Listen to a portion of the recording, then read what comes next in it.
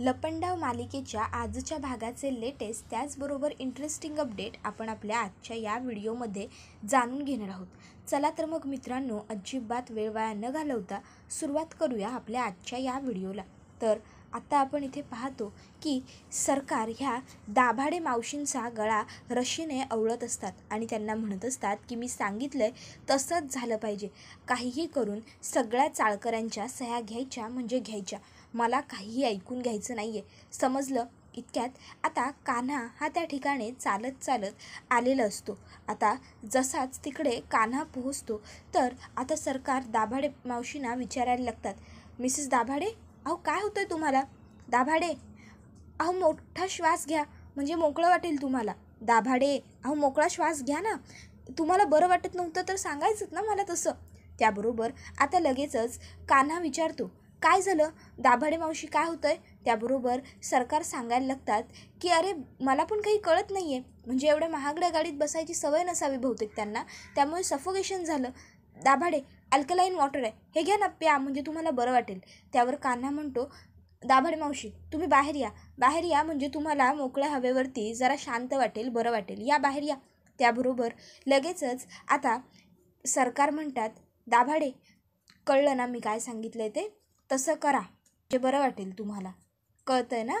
त्याबरोबर मग मात्र दाभाडे मावशी काही बोलतच नाही. त्यावर कान्हा लगेचच त्यांना हाताला पकडतो आणि म्हणतो, तुम्ही खाली या, खाली आलात की आपोआपच बरं वाटून जाईल, या या या. त्याबरोबर मग आता दाभाडे मावशी ह्या कान्हाबरोबर गाडीतून ताबडतोब खाली उतरतात. तर सरकार गाडीचा दरवाजा बंद करून घेतात. सरकारांचा ड्रायव्हर गाडीत येऊन बसतो. त्याबरोबर सरकारांना लगेचच आता आठवायला लागतं की दाभाडे मावशींचा गळा आवळत असताना त्यांनी पाहिलं मागे, त्यांना काचेमध्ये दिसलं की कान्हा मागून चालत येतोय. म्हणून मग त्यांनी लगेचच ती दोर फेकून दिली आणि दाभाडे मावशींची चौकशी करायचं नाटक केलं. तर आता इथे कान्हा दाभाडे मावशींना विचारत असतो, काय झालं मावशी, काय म्हणत होत्या त्या, आणि तुम्ही एवढ्या घाबरलाय का, काही झालं आहे का, सांगा बरं. त्यावर दाभाडे मावशी म्हणत असतात की नाही, नाही. त्याबरोबर कान्हा म्हणतो, बरं ठीक आहे, मग मी तुम्हाला एक काम करतो, घरी सोडून येतो, म्हणजे तुम्हाला जरा बरं वाटेल. आता कान्हा दाभाडे मावशींना घरी सोडायला जातो. तर इकडे आता सखीसुद्धा घरी जायला निघालेली असते. आता लोक ही सगळे भंडाऱ्यानंतरची आवरावर करत असतात, त्यांना सखी जाताना दिसते. मग आता कार्यकर्ते येऊन तिला विचारतात की तुम्ही जाताय का? सखी होकार देते. तर ते विचारतात, तुम्हाला आमची अरेंजमेंट कशी काय वाटली मग? त्यावर सखी सांगते, खरोखर खूप छान होतं सगळं, उत्तम, आणि जेवणावर सुद्धा छान झाली खूप तुमची. त्यावर आता लगेचच ते सांगायला लागतात की अहो कशी मस्त होणार नाही, सगळी अरेंजमेंटच आमच्या कान्हाने केली होती.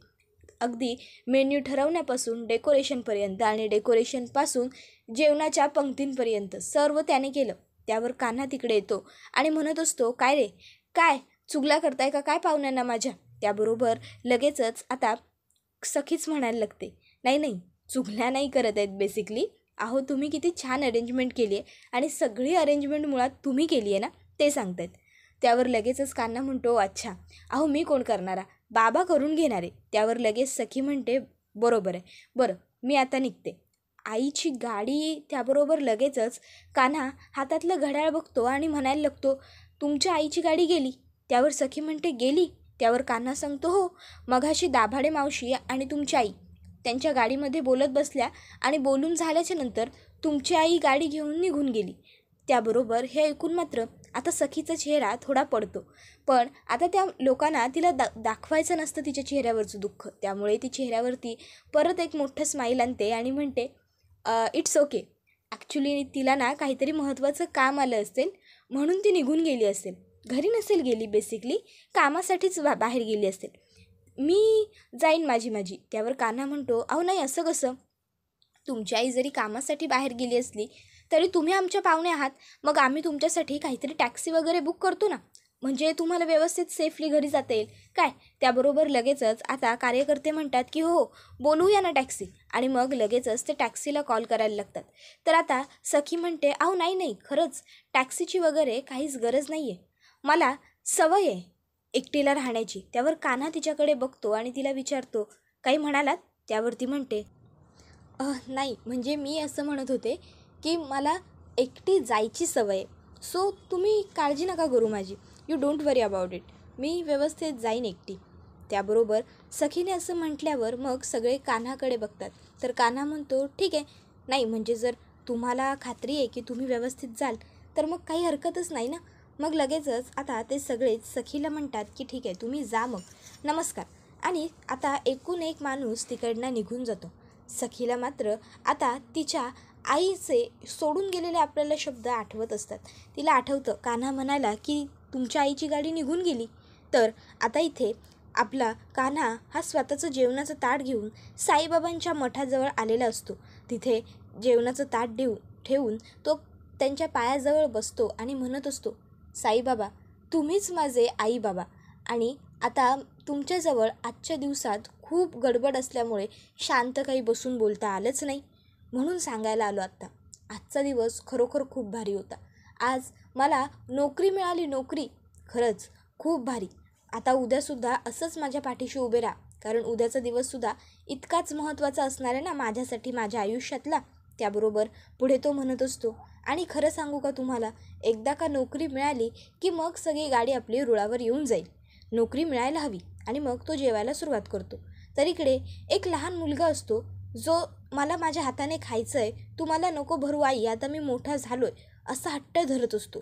तर त्याची आई त्याला समजावत असते की अरे बाळा असा हट्ट नको करू, ऐक थोडं माझं. पण तो मुलगा काही ऐकायला तयार नसतो. इतक्यात सखी त्या रस्त्याने चाललेली असते. सखी आता तो बाजार बघते आणि विचारते, काय रे काय झालं बाळा.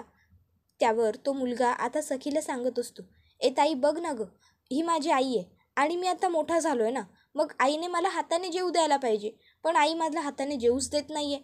ती म्हणते की मी भरवते तुला म्हणून, तू सांग ना माझ्या आईला आता. त्यावर त्याची आई म्हणत असते अरे पण, त्यावर तो मुलगा म्हणतो नाही मला हाताने खायचं आहे, मोठा झालो आहे ना मी आता, मग हाताने जेवायला पाहिजे की नाही गं ताई.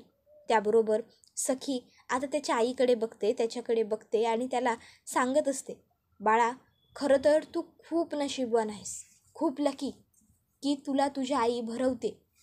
कितीही मोठा झालास ना तरी आई ही आईच राहते. त्यामुळे आईला नाही नसतं म्हणायचं कधी. आई भरवते आहे ना, मग खाशील ना आता आईच्या हातून. त्याबरोबर तो मुलगा लगेचच त्याच्या आईला सॉरी म्हणतो आणि आई आता तू भरव असं सांगतो. त्याबरोबर त्याची आई ही लगेचच त्याला भरवायला सुरुवात करते. तर आता लगेच सखी तिकडनं पुढे निघून जाते स्वतःच्या आईबाबांचा आणि तिचा लहानपणीचा फोटो बघून. तर आता सरकार या एका बंद खोलीमध्ये आलेले असतात आणि आता तिथे आल्यानंतर त्या म्हणत असतात, हे बघ केक, सेलिब्रेशन करायचं आज आपल्याला. तुझी सखी, तुझी मुलगी 21 वर्षांची झाली ना आज, 21, त्याचंच सेलिब्रेशन आहे हे. आता कळतं आहे ना काय होईल ते. तुझी ती दळभद्री मुलगी आता तिची सगळी प्रॉपर्टी माझ्या नावावर करू शकते. आता तिची प्रॉपर्टी, तिचे पैसे, तिच्या सर्व FD, सर्व काही कोणाचं होणार, माझं. तर इकडे सखी ही एकटीच तिच्या खोलीमध्ये बसलेली असते. आता समोर तिने एक छोटासा केक घेतलेला असतो, त्यावर मेणबत्ती लावलेली असते आणि ती तिच्या लहानपणीचा फॅमिली फोटो बघत असते आणि म्हणत असते, बाबा I really very miss you. तुम्हाला आठवतं आहे तुम्ही असताना आपण माझा वाढदिवस किती छान साजरा करायचो, किती मस्त, तुम्ही, मी आणि आई. पण तुम्ही मला सोडून खूप लांब निघून गेलात. आणि आई, आई माझ्याजवळ असूनही त्याचा काही उपयोग नाही आहे, कारण असूनही ती खूप लांब गेली. बाबा खरंच खूप आठवण येते हो त्या जुन्या दिवसांची आणि तुमची. आई अगं आज माझा 21st बर्थडे होता, 12 वर्ष मी वाट बघत होते, पण आजही तू मला विश नाहीच केलेलं गं. त्याबरोबर सरकार इकडे म्हणत असतात, आता केक कापूया आपण. हॅपी बर्थडे सखी, हॅपी बर्थडे सखी असं म्हणत त्या केकवरती संपूर्ण चाकू घुसून टाकतात. आता तो समोर बसलेला व्यक्ती घाबरायला लागतो. त्याबरोबर आता सरकार त्याला म्हणतात, ए गप, किती बडबड करशील. त्याबरोबर आता इकडे सखी म्हणत असते, आई नाही विश केलंच गं यावर्षीसुद्धा तुम्हाला. हे घर एवढं गजबजलं आहे, माणसांनी भरलेलं आहे, पण मी मात्र एकटीच आहे, माझं कोणीच नाही आहे गं. मला मात्र माझा वाढदिवस एकटीनेच सेलिब्रेट करावा लागतो आहे. Happy birthday to me, happy birthday to me, happy birthday, happy birthday, happy birthday सखी. त्याबरोबर आता इकडे सरकार त्या माणसाला म्हणत असतात की आता सगळी प्रॉपर्टी, सगळी संपत्ती माझी होणार, माझी, फक्त माझी. तर दुसऱ्या दिवशी आता पास्ता बनवलेला असतो आणि पास्ता बघून कुल्फी एकदम खुश होते. कुल्फी लगेच धावत बाहेर येते आणि म्हणते वाव पास्ता, आणि मग ती आता पास्ता खायला घेत असते. इतक्यात तिकडे तिची आई येते आणि म्हणत असते की कुल्फी थांब, माहिती आहे ना जोपर्यंत सरकार खात नाहीत तोपर्यंत आपण कोणीही खायचं नसतं म्हणून, मग चल लवकर मागे हो. त्याबरोबर कुल्फी म्हणत असते बट पास्ता. त्यावर तिची आई सांगते ते बघ सरकार आल्या, तू बस तिकडे. मग ती मुलगी लगेचच तिकडे जाऊन बसते. इतक्यात त्या ठिकाणी सरकार आलेले असतात. सरकारांना बघून लगेचच कुल्फीची आई म्हणते गुड मॉर्निंग सरकार. इतक्यात त्यांची नजर मागे उभे असलेल्या त्यांच्या दुसऱ्या जावेवर पडते. त्या गुड मॉर्निंगही म्हणत नाही आणि काहीच म्हणत नाही, त्यांचं लक्ष खाली असतं. त्याबरोबर सरकार रागाने बघतात त्यांच्याकडे. मग त्यासुद्धा म्हणतात गुड मॉर्निंग सरकार. त्याबरोबर लगेच सरकार काहीच उत्तर न देता, आता सखी त्या ठिकाणी आलेली असते त्यामुळे सखीला म्हणतात सखी बाळा ये इकडे. त्याबरोबर सखीला जरा आश्चर्यच वाटतं. सखी त्या ठिकाणी येते आणि सरकारांना विचारते काय झालं सरकार, नाही आजही कसलं सेलिब्रेशन आहे का, किंवा आजही कोणी मीडिया वगैरे येणार आहेत का, किंवा तुमचे बिझनेस कलीग. नाही म्हणजे शिवाय तुम्ही मला एवढ्या प्रेमाने हाक नाही मारणार, तुमचं काम असल्यावरच तुम्ही माझ्याशी प्रेमाने बोलता ना, म्हणून विचारते आहे का काही काम. आई काल 21st बर्थडे होता माझा, पण तरीही विश नाही केलंस तू मला. आपण एकत्र केक कापला पण तो तुझ्या कंपनीच्या वाढदिवसाचा, तोही तुम्हाला भरवला नाहीस ग. का वागलीस अशी कालच्या दिवशी माझ्याशी, सांग ना, का विश नाही केलंस मला तू, किती वाट बघत होते मी माहिती आहे तुला. त्याबरोबर लगेचच सरकार म्हणतात झालं तुझं. इतक्यात तिकडे एक केक आलेला असतो. तर कुल्फी लगेच म्हणते वाव केक. त्याबरोबर लगेचच आता सरकार म्हणत असतात केक सेलिब्रेशन तुझ्या वाढदिवसाचं हे, सांग ना कसं विश करायचं होतं मी तुला. काल हाफ डे राहू काळ चालू होता आणि त्याच्यानंतर हाफ डे अशुभ दिवस होता. गुरुजींनी मला पूर्णपणे वॉर्न केलं होतं की आजच्या दिवशी ना सखीला विश करायचं ना तिच्या वाढदिवसाचं कोणतंही सेलिब्रेशन करायचं, आज काहीच करायचं नाही. सांग ना मग कसं विश करायचं होतं मी तुला. बट इट्स ओके, तुला जर कसली किंमतच नसेल तर. आणि मग त्या तिकडनं जात असतात. त्याबरोबर लगेचच आता मागून सखी म्हणते सॉरी आई, माझं चुकलं, तू जे म्हणशील ना ते करायला मी तयार आहे. त्याबरोबर सरकार हात पसरून पुढे उभे राहतात आणि म्हणतात हॅपी बर्थडे सखी, हॅपी बर्थडे. त्याबरोबर आता सखीला विश्वासच होत नव्हतो की सरकारने तिला मिठीत घेण्यासाठी हात पसरले. सरकार ह्या तिला म्हणत असतात ये. त्याबरोबर सखी त्यांच्याकडे मागे बघते सगळ्यांकडे, तर तिची काकी तिला खुणावते जा बाळा.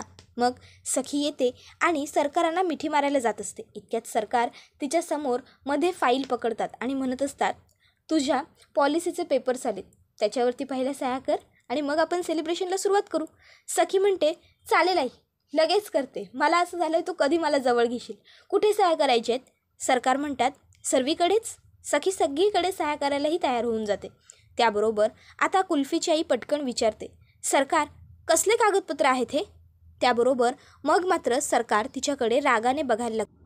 मग ती गप्प बसते. तर इतक्यात मागून आता गौतम आलेला असतो. गौतम म्हणजे सखीचा सगळ्यात शेवटचा चुलता. तो आता दारू प्यायलेला असतो आणि तो म्हणत असतो एक होता राजा त्याची राणी होती लबाड, राजा होता खूप शाना राणी होती खूप लबाड. एक होता राजा त्याची राणी होती खूप लबाड, राजा होता खूप हुशार राणी होती लई लबाड. त्याबरोबर आता सरकार रागाने त्याच्याकडे बघायला लागतात.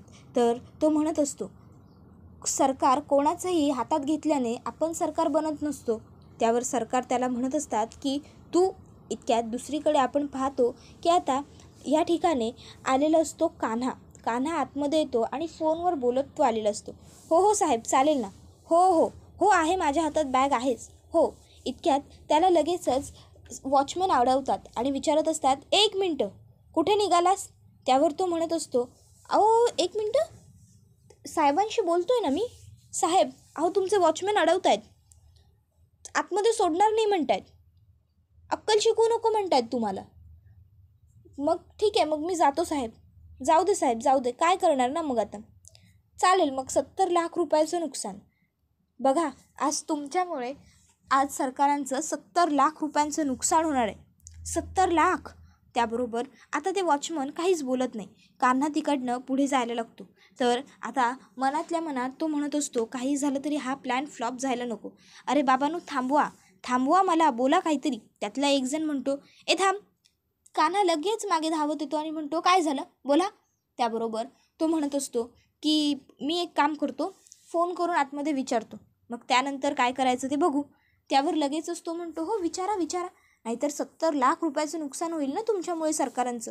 35 तुमची संपूर्ण हयात गेली, 7 पिढ्या लागल्या. 7 पिढ्या काय हो, 70 पिढ्या लागल्या ना तरीसुद्धा तुम्ही एवढे पैसे नाही जमवू शकत. उगाच कशाला एवढं दुसऱ्यांचं नुकसान करून द्यायचं आपण. त्यापेक्षा कॉल करा आणि विचारून घ्या. मग लगेचच आता वॉचमन हे आतमध्ये फोन करायला लागतात. तर दुसरीकडे आता सरकार म्हणत असतात की फक्त जी सरकार सांभाळू शकते ना तीच सरकार होऊ शकते. एवढं मोठं अंपायर सांभाळणाऱ्या आणि कंपनी इतकी ग्रोअप करणाऱ्या बाईला तू शिकवायची गरज नाही, कळलं. त्याबरोबर गौतम आता नाश्त्यावरची प्लेट काढतो आणि तो त्यातलं खाणार असतो. त्याची बायको येऊन लगेच त्याला थांबवते आणि म्हणते, अहो थांबा, सरकारांनी खाल्ल्याशिवाय आपण खात नाही ना. तर आता लगेचच इकडे गौतम म्हणतो, हा आमचा थोरला दादा नाकारता निघाला. मग आता तो म्हणतो, तू काय केलंस रे. तर इतक्यात त्याच्या फोनवरती फोन येतो आणि तो म्हणतो, हां हॅलो बोला. तर आता त्याला सांगितलं जातं की सर 70 लाख घेऊन एक मुलगा बाहेर उभा आहे, त्याला आतमध्ये यायचं आहे, काय करू, सोडू का. त्यावर त्यांना वाटतं की सरकारांनीच हे पैसे मागवले असतील. तो म्हणतो, हो सोडून द्या, काय करते ही बाई एवढ्या पैशांचं देवालाच माहीत. मग आता थोरले दादा तिथे आलेले असतात. तर पुन्हा एकदा गौतम काका म्हणतात, आमचा राघव दादा देवाघरी गेला आणि हा आमचा थोरला ना करता निघाला हो, म्हणून हे सगळं घडलं. त्याबरोबर लगेचच आता मोठा काका विचारतो, मग तू काय केलंस रे, सांग ना तू काय केलंस. त्यावर तो म्हणतो, बोल, आता का तोंडाला तुझ्या टाळं बसलं. त्याबरोबर आता लगेचच गौतमची बायको मध्ये बोलते आणि म्हणत असते की वहिनी समजावा तुमच्या नवऱ्याला, उगाचच माझ्या यांना बोलू नका. त्याबरोबर लगेच आता मोठी वहिनी म्हणायला लागते की तू गप्प बस, तू या सर्वात पडू नको गौतमी. त्याबरोबर लगेच आता सरकार जोरात म्हणतात, बास, सगळ्यांनी गप्प बसायचं. सगळे गप्प बसतात. त्यानंतर आता वकील घरी आलेले असतात आणि वकील सांगत असतात की आता सखी 21 वर्षांची झाली आहे, आता जर तिचं लग्न झालं नाही तर सर्व प्रॉपर्टी ही डिस्चार्ज होईल. त्याबरोबर हे ऐकल्यावर मग मात्र आता सरकार ठरवतात की सखीचं लग्न लावून द्यायचं. सखी म्हणत असते, पण मी लग्नासाठी तयारच नाही आई. त्याबरोबर सरकार म्हणतात, आई नाही, सरकार म्हणायचं. आणि ही सगळी प्रॉपर्टी अशीच जायला नको ना, लग्न लावायचं आहे ना, ठीक आहे देईन ना लावून, लग्न देईन लावून, पण अशा मुलाबरोबर जो फक्त माझ्या तालावर नाचला पाहिजे. पण असा मुलगा मला सापडेल तरी कोण. इतक्यात त्या ठिकाणी कान्हा आलेला असतो. कान्हा म्हणतो, मी. त्याबरोबर सरकार मागे कान्हाकडे बघतात आणि त्यांना त्याचे चिखलाने बरबटलेले सर्व घरात आलेले पाय दिसतात. त्याबरोबर ते आता कान्हाकडे बघतच राहतात आणि हा व्हिडिओ इथेच संपतो.